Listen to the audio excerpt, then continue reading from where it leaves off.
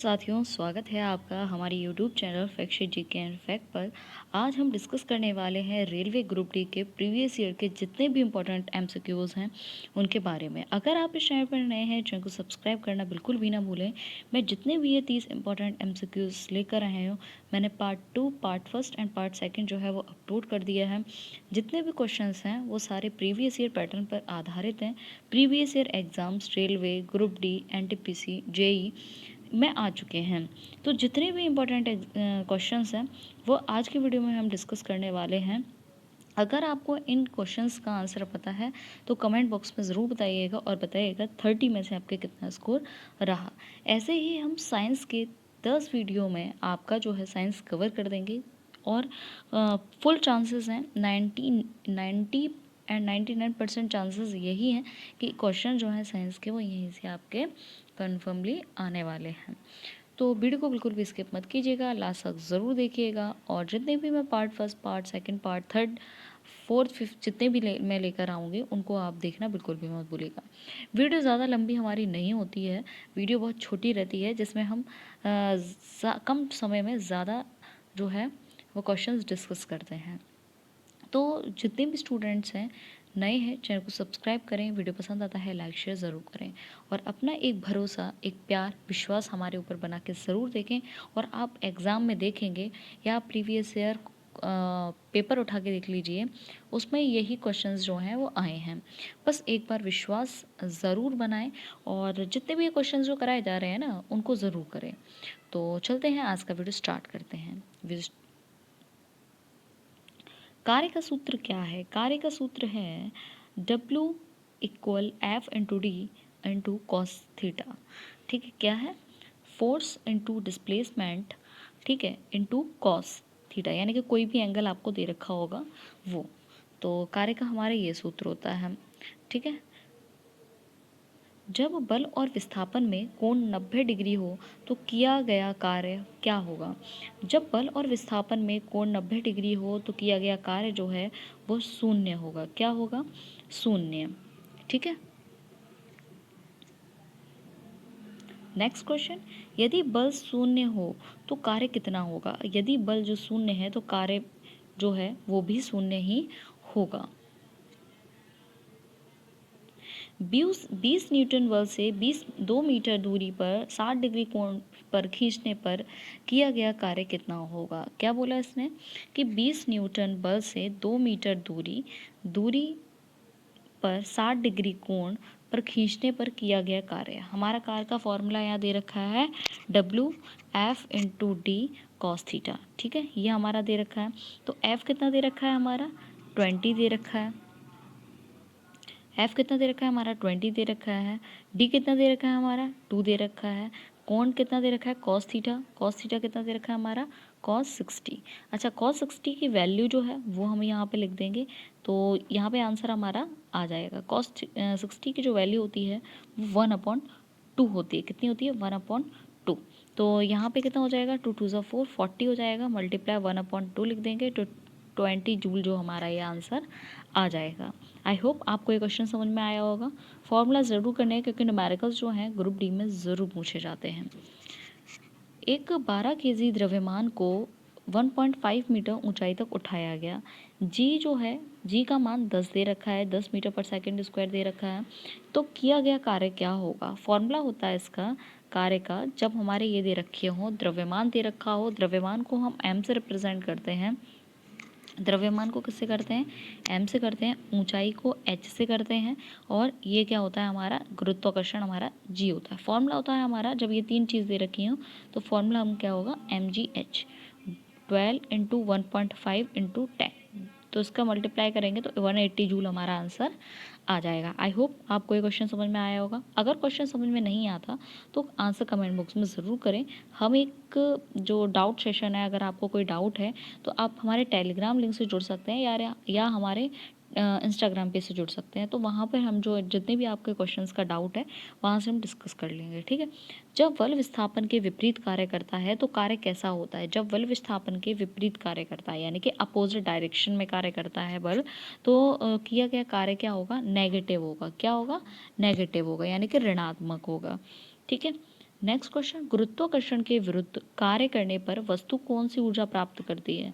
तो गुरुत्वाकर्षण के विरुद्ध कार्य करने पर जो वस्तु होती है वो कौन सी ऊर्जा, पोटेंशियल एनर्जी उसकी क्या होती है, हमारी स्थितिज ऊर्जा होती है। क्या होती है? स्थितिज ऊर्जा हमारी होती है। ठीक है। नेक्स्ट, यदि 25 न्यूटन बल से वस्तु को 5 मीटर खींचा जाए तो किया गया कार्य क्या होगा? तो 25 का मल्टीप्लाई कर देंगे 5 में तो हमारा 125 इसका करेक्ट आंसर आ जाएगा, जूल। जब बल और विस्थापन समानांतर हो तो कार्य क्या होगा? जब बल और विस्थापन समानांतर हो, इस टाइप के जो क्वेश्चन आते हैं वो ज़रूर आते हैं। तो क्या होगा हमारा, बल और विस्थापन समानांतर हो तो अधिकतम होगा। ठीक है। नेक्स्ट, 1 kg द्रव्यमान को 10 मीटर ऊपर उठाने पर किया गया कार्य क्या होगा? यानी कि हमारे यहाँ पे दे रखा है उठाने पर, यानी कि वही फॉर्मूला दे रखा है। इसका आंसर आप कमेंट बॉक्स में कमेंट करके ज़रूर बताएंगे। 1 kg द्रव्यमान, यहाँ से आप आंसर चीटिंग नहीं करेंगे, कमेंट बॉक्स में कमेंट करके बताएंगे अगर ये आपको समझ में आया हो तो 1 kg हमारा द्रव्यमान दे रखा है, m दे रखा है 1 और h दे रखा है हमारा 10 और g हमारा दे रखा है 9.8। ठीक है। तो हम क्या करेंगे, 10 का मल्टीप्लाई करेंगे 1 में। ठीक है। और यहाँ पे क्या आ जाएगा, 9.8 आ जाएगा। जब 9.8 का 10 में करेंगे तो कितना आ जाएगा, 980। हमारा डेसिमल एक के पीछे लग रहा है तो 98 हमारा क्या हो जाएगा, इसका आंसर हो जाएगा। ठीक है। आज हमने अभी हमने 10 क्वेश्चन जो है वो कवर किए। 10 में से कितने करेक्ट आंसर आपके रहे, इसका आंसर कमेंट बॉक्स में ज़रूर देना। कार्य का ऐसा ही मात्रक है जूल। कार्य का ऐसा ही मात्रक क्या है, जूल। ठीक है। नेक्स्ट चलते हैं। यदि कोई वस्तु बल के लंबवत दिशा में चले तो कार्य क्या रहेगा? अगर बल के लंबवत दिशा में चलता है तो उसका कार्य जो रहता है वो रहेगा हमारा शून्य। कैसा रहेगा, शून्य। नेक्स्ट क्वेश्चन, पृथ्वी का गुरुत्वाकर्षण बल किस प्रकार का कार्य करता है जब गेंद ऊपर फेंकी जाती है? तो गेंद ऊपर फेंकी जाती है तो ऋणात्मक होता है। किस टाइप का होता है, ऋणात्मक होता है। बल के कारण किया गया कार्य निर्भर करता है उपरोक्त सभी पर। किस पर, उपरोक्त सभी पर। 4 kg द्रव्यमान की वस्तु 5 मीटर ऊंचाई तक उठाने में किया गया कार्य, इसका आंसर कमेंट बॉक्स में कमेंट करके ज़रूर देंगे। यदि विस्थापन 0 है तो कार्य क्या होगा? विस्थापन 0 है तो कार्य भी हमारा 0 ही होने वाला है। क्या होगा, क्योंकि कोई विस्थापन इधर नहीं होगा। ठीक है। और बिना विस्थापन के कोई कार्य नहीं होता है। नेक्स्ट क्वेश्चन, कार्य क्या है, एक स्केलर क्वांटिटी है। एक स्केलर क्वांटिटी का मतलब होता है अदिश राशि है। नेक्स्ट, घर्षण बल किस प्रकार का कार्य करता है? घर्षण बल जो कार्य करता है वो करता है ऋणात्मक पर। किस पर करता है, ऋणात्मक पर करता है। घर्षण हमेशा गति का विरोध करता है। नेक्स्ट क्वेश्चन, यदि बल और विस्थापन विपरीत दिशा में हो तो कॉस थीटा का मान क्या होगा? तो कॉस थीटा का मान होगा नेगेटिव, यानी कि -1। नेक्स्ट क्वेश्चन, 5 न्यूटन बल से 10 मीटर दूरी का वस्तु खींचने पर किया गया कार्य, तो उसका मल्टीप्लाई कर देंगे तो 500 आ जाएगा। कार्य कब नहीं होता है? कार्य जब विस्थापन ना हो, जब बल ना हो, जब बल और विस्थापन 90 डिग्री पर हो तो सभी पर ये कार्य नहीं होता है। नेक्स्ट, कार्य का आयाम डिमेंशन क्या रहता है? कार्य का जो आयाम है वो कितना रहता है, ml² और t-2। 200 न्यूटन बल से 2 मीटर दूरी पर किया गया कार्य, इसका भी हम मल्टीप्लाई कर देंगे। तो 200 का मल्टीप्लाई किस में कर देंगे, 2 में कर देंगे तो 400 हमारा करेक्ट आंसर आ जाएगा, जूल। ठीक है। यदि कोई व्यक्ति सिर पर सामान रखकर सीधा चलता है तो किया गया कार्य कितना रहेगा? तो किया गया कार्य भी शून्य रहेगा। 10 न्यूटन बल से 10 मीटर दूरी पर तक का कार्य क्या रहता है? 10 न्यूटन बल से 10 मीटर दूरी का जो कार्य रहता है, 10 का मल्टीप्लाई कर देंगे 10 में तो क्या आंसर आएगा, 100। कार्य और ऊर्जा का संबंध क्या है? कार्य बराबर ऊर्जा का परिवर्तन। ठीक है।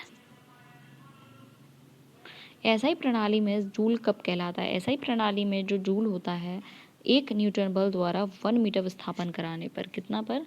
1 मीटर विस्थापन कराने पर। यदि कोई वस्तु ऊर्ध्वाधर ऊपर फेंकी जाती है तो किस ऊर्जा में वृद्धि होती है? तो स्थितिज ऊर्जा में वृद्धि होती है। किसी बल द्वारा किया गया कार्य किस पर निर्भर करता है? किसी बल द्वारा किया गया कार्य जो निर्भर करता है वो समय पर निर्भर करता है। यदि बल बराबर 50 न्यूटन और विस्थापन 30 मीटर हो तो किया गया कार्य क्या होगा? तो ये किया गया कार्य होगा 5 3 15 यानी कि 1500 होगा। Okay, 1500 joule. आज हमने ये 30 क्वेश्चन जो हैं वो कवर किए हैं। आप बताइएगा 30 में से कितने आंसर जो हैं वो आपके करेक्ट रहे। ये इंपॉर्टेंट चैप्टर है इसलिए मैंने ज़्यादा से ज़्यादा इसी से रिलेटेड क्वेश्चन आज डिस्कस किए हैं। तो बताइएगा पार्ट 4 में आप किस टाइप का चाहते हैं, तो हम वही लेकर आने वाले हैं। और अगर आपने ये ध्यान से पढ़ लिया तो चांसेस पूरे हैं कि आपके साइंस में एक भी क्वेश्चन नहीं रहने वाला।